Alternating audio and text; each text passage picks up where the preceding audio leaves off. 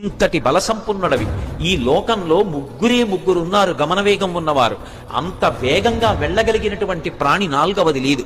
మొట్టమొదటి వాడు వాయుదేవుడు నీ తండ్రి, రెండవ వాడు గరుత్మంతుడు, మూడవ వాడు నువ్వు. ఇంతటి వేగం కలిగిన వాడివి, ఇంత బలం కలిగిన వాడివి, చేతకాని వాడిలా ఇలా కూర్చుంటావా? నీ తల్లి పుంజకస్థల, ఆమెకి వాయుదేవుని యందు ఔరసపుత్రుడిగా జన్మించిన వాడివి.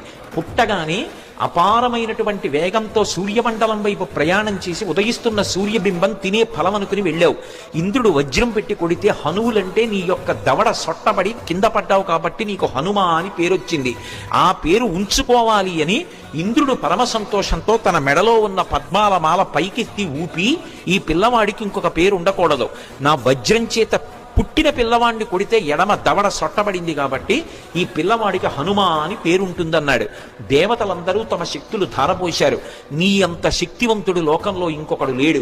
ఇంతటి వేగం కలిగిన వాడివి, ఇంత శక్తి కలిగిన వాడివి, నువ్వు ఇలా కూర్చుంటావా? ఒకప్పుడు నాకు కూడా ఎంతో బలం ఉండేది. వామనమూర్తిగా శ్రీ మహావిష్ణువు ఈ భూమ్యాకాశములనన్నింటినీ ఆక్రమిస్తే ఇంతంతైవటుడు ఇంతయై వరుయుతానింతై యభోవీధిపై అంతై తోయద మండలగ్రమణ కల్లంతై ప్రభారాశిపై అంతై చంద్రునకంతయై ధ్రువునిపై అంతై మహర్వాటిపై అంతై సత్య పదోన్నతుండకుతు బ్రహ్మాండంత సంవర్ధి అని పెరిగిపోతే ఆ వామనమూర్తికి త్రివిక్రమావతారానికి 21 మార్లు ప్రదక్షిణం చేశాను నేను. కానీ ఇప్పుడు వృద్ధుణ్ణైపోయాను, బడలిపోయాను, 100 యోజనములు దాటలేను. కాబట్టి పిల్లవాడివి, శక్తివంతుడవు, నువ్వు శక్తి పుంజుకొని బయలుదేరాలని జాంబవంతుడు హనుమతో మాట్లాడి ఒక మాట అన్నాడు. జాంబవంతుడు రామాయణంలో ఏదైనా చెప్పాడు అంటే దానికి ఒక ప్రమాణం ఉంటుంది. ఎందుకంటే సృష్టికర్త అయిన బ్రహ్మగారు ఆవలిస్తే బ్రహ్మగారి అంశతో బయటకు వచ్చినటువంటి వాడు. ఆయన అంటున్నాడు, హనుమాన్ హరిరాజస్య, ఓ హనుమ, నువ్వు వానరులకంతటికీ కూడా రాజుతో సమానమైన వాడివి. పేరుకి సుగ్రీవుడు రాజు, కానీ సుగ్రీవుడి కన్నా నువ్వు ఏ విషయంలో తక్కువ కాదు. సుగ్రీవుడే కాదు, రామలక్ష్మణయోశ్చాపి తేజసాచ బలీనచ, రామలక్ష్మణులతో కూడా నువ్వు తేజస్సులో బలంలో సమానమైనటువంటి వాడివి. అటువంటి వాడివి ఇలా కూర్చుంటావా? నీవు నీ బలాన్ని జ్ఞాపకాన్ని తెచ్చుకొని పైకి లేచి ఈ సముద్రాన్ని దాటు. నువ్వు దాటుతున్నప్పుడు ఈ బ్రహ్మాండంలో ఉన్నటువంటి సమస్త భూతములు ఆశ్చర్యపోతాయి. నీ గమనశక్తిని చూసి ఆశ్చర్యపోయి భూతకోటి అంతా లేచి నిలబడి నమస్కరిస్తుంది. అంత వేగంతో వెళ్ళగలిగిన వాడివి. అటువంటి వాడివి ఇలా కూర్చోకూడదు.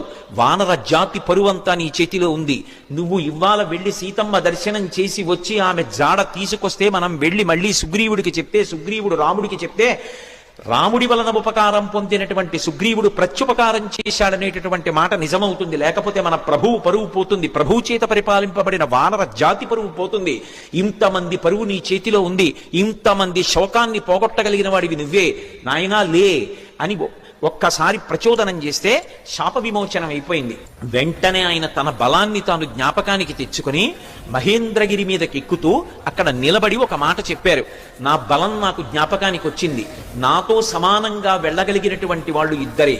ఒకటి నా తండ్రి వాయుదేవుడు, 2 గరుత్మంతుడు.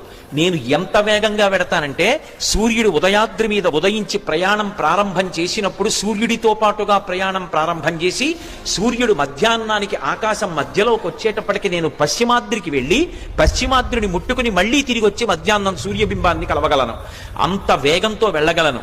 సముద్రం మీద నేను వెడుతున్నప్పుడు నా వేగాన్ని తట్టుకోలేక నా తొడల యొక్క వేగానికి సముద్రాన్నంతటినీ చాప చుట్టినట్టు చుట్టి నీటిని పైకెత్తి తీసుకుపోగలను. ఆకాశంలో ఉండేటటువంటి మేఘములనన్నిటినీ కూడా నా భుజముల చేత కట్టకట్టి ఈడ్చేయగలను. ఈవలి ఒడ్డున నిలబడి ఆవలి ఒడ్డుని నా చేతితో స్పృశించగలను. పర్వతములను పైకెత్తి ఆడి వాటిని చూర్ణములను చెయ్యగలను. ఈ భూమినంతటినీ చుట్టుతాను. సముద్రాలన్నింటినీ కూడా కలచివేసి అవి తమ చెలియల కట్టలు దాటి ప్రవహించేలా చెయ్యగలను. అంతటి శక్తివంతుడనన్న విషయం నాకు అర్థమైంది. ఇప్పుడు నేను లంకాపట్టణానికి బయలుదేరుతున్నాను. మీరు నిశ్చింతగా ఉండండి. అంత అద్భుతమైనటువంటి రీతిలో ప్రయాణం చేయడానికి ఆ మహేంద్రగిరి మీద నిలబడినటువంటి స్వామి హనుమ యొక్క స్థితిని ఆవిష్కరిస్తూ సుందరకాండ ప్రారంభం అవుతుంది. అవతల దుర్నిరీక్షుడైనటువంటి రాక్షసుడు, అపారమైనటువంటి తపస్సు చేసినవాడు, కాంచనలంకకి అధిపతి, 100 యోజనముల సముద్రాన్ని దాటి వెళ్ళాలి. ఆవలి ఒడ్డున దిగిన దగ్గర నుంచి విచ్చుకత్తులు పట్టుకుని రాక్షసులు నిలబడతారు. ఎవడి తేజస్సు చూసినంత మాత్రం చేత యమధర్మరాజు గారు కూడా కాకిలో దూరి పారిపోయాడో అంతటి మహాతేజ సంపన్నుడు. తన జీవితం మొత్తం మీద రామచంద్రమూర్తి చేతిలో చనిపోకముందు అతను ఓడిపోయింది ఇద్దరి చేతిలోనే. ఒకటి వాలి చేతిలో ఓడిపోయాడు, రెండు కార్తవీర్యార్జునుడి చేతిలో ఓడిపోయాడు. దిక్పాలకుడిని కూడా ఓడించాడు, దేవతల్ని ఓడించాడు, ఇంద్రుణ్ణి ఓడించాడు. అంతటి శక్తివంతుడు, దుర్నిరీక్షుడు, అసలు చూడ్డం కూడా సాధ్యం కాదు. అంతటి తేజస్సుతో వెలిగిపోతుంటాడు. కొన్ని కోట్ల మంది రాక్షసులు నిరంతరం పరివేష్టించి ఉండి లంకాపట్టణాన్ని కాపలా కాస్తుంటారు. అటువంటి లంకాపట్టణంలో అతను ప్రాణ సమానంగా భావించి దాచినటువంటి సీతమ్మ యొక్క జాడ కనిపెట్టాలనేటటువంటి సంకల్పం చేసుకుని బయలుదేరుతున్నారంటే అటువంటి సంకల్పం చెయ్యగలిగినటువంటి వాడు వేరొకడు ఎక్కడుంటాడు? ఇగో స్వామి హనుమ బయలుదేరుతున్నారని ఆ విద్యాధరులందరూ లేచి నిలబడి ఆయనకి నమస్కరించి స్తోత్రం చేస్తున్నారు. ఇక బయలుదేరడానికి సిద్ధపడ్డారు. ఒక్కసారి తన బలాన్నంతటినీ పుంజుకున్నారు. ఒంటి మీద ఉన్నటువంటి వెంట్రుకలన్నీ నిక్కపొడుచుకున్నాయి, చెవులు రిక్కించారు, కళ్ళు రెండు దృష్టి నిలబెట్టి 100 యోజనముల సముద్రం వైపు చూశారు. ప్రాణవాయువుని లోపల బంధించారు, నాదములతో తొక్కి పెట్టి ఉంచారు. మోకాళ్ళు వంగి ఉన్నాయి, నడుం సన్నగా ఉంది, తొడలలోకి శక్తినంతటినీ పుంజుకున్నారు. ఇక ఎగరబోతూ కిందకి చూశారు. చిన్న చిన్న రూపాలతో కొన్ని లక్షల వానరములు స్వామికి నమస్కారం చేస్తూ శుభం కలగాలని, వానర జాతి పరువు నిలబడాలని స్తోత్రం చేస్తున్నాయి. వాళ్ళ వంక చూసి ప్రతిజ్ఞ చేశారు, నేను ఇప్పుడు బయలుదేరి వెళ్ళేటప్పుడు నా శక్తితో వెళ్ళటం లేదు. రామచంద్రమూర్తి తన ఎడమ చేత్తో బంగారు కోదండాన్ని పట్టుకుని అక్షయ బాణతూణీరంలోంచి బాణాన్ని తీసి కుడి చేతితో వింటినారికి సంధించి ఆకర్ణాంతంలాగి విడిచిపెట్టబడినటువంటి రామబాణం మధ్యలో ఆగకుండా వెళ్లి లక్ష్యం మీద ఎలా పడిపోతుందో అలా రామచంద్రమూర్తి యొక్క అనుగ్రహాన్ని పొందినటువంటి నేను లంకాపట్టణం మీద వెళ్లి పడతాను. ఆ పడిన తరువాత సీతమ్మ జాడ కనిపెట్టడానికి అన్వేషిస్తాను. ఒకవేళ నాకు సీతమ్మ జాడ దొరకకపోతే 10 తలలు కలిగినటువంటి రావణాసురుణ్ణి బంధించి తీసుకొచ్చి ప్రస్రవణ పర్వత శిఖరముల మీద కూర్చున్న రామచంద్రమూర్తి పాదముల దగ్గర పడేసి వాడి చేత నిజం కక్కిస్తాను.